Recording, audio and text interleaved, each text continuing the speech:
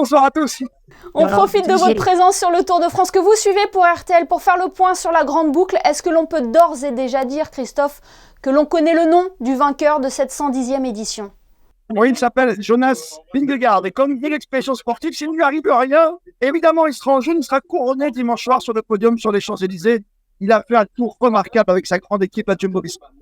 Il y avait un duel qui était très attendu. C'était entre Vingegaard et Pogačar. Le suspense aura pris fin lors du contre-la-montre mardi et surtout le lendemain, pendant la 17e étape à Courchevel.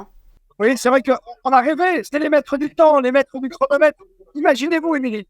On était à 10 secondes et en 48 heures, on est passé à 7 minutes 35 d'écart à la fin, à un contre-la-montre formidablement remporté et travaillé par Vingegaard, qui a pris 1 minute 38 quand même à Pogačar, qui réalise le deuxième pas, il ne faut pas l'oublier.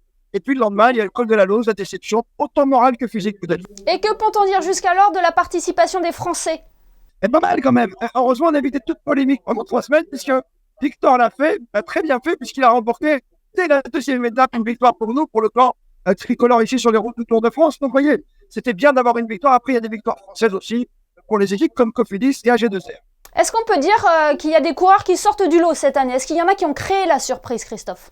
On attendait tellement du duel qu'on n'a pas trop regardé ce qui se passait derrière. Bon, on a toujours dit qui sera le troisième finalement. C'était Vingegaard ou Pogačar. Vingegaard va gagner son deuxième tour, Pogačar en a gagné les deux. Donc derrière, c'est la grande bagarre. Il y a la belle histoire des frères Yates qui était la première étape. Les deux frères, comme c'est extraordinaire, jumeaux quoi, qui sont toujours séparés de quelques petites secondes. Adam et Simon, c'est qu'on a vu quelque chose d'un petit Rodriguez, mais très très loin. Ils sont à plus de 7 minutes quand même pour l'instant du leader. Vous voyez, donc pour l'instant, il n'y a pas véritablement une révélation. Globalement, Christophe, quel bilan peut-on tirer pour le moment de cette 110e édition? Il est magnifique. Regardez, nous sommes des gens de télévision, de radio, de presse écrite. C'est plus de 8 millions de téléspectateurs dans les plus grands moments du contre-la-montre. C'est le record historique depuis le début du siècle.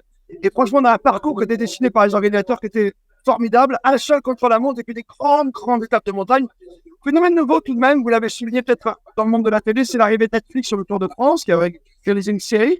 Et on voit un public très très jeune aujourd'hui, un public de selfie, vous voyez ce que je veux dire, qui est très festif par des routes. C'est vrai que sans modération, voilà, le public est un petit peu turbulent. Et il va falloir régler ce genre de problème dans les années à venir.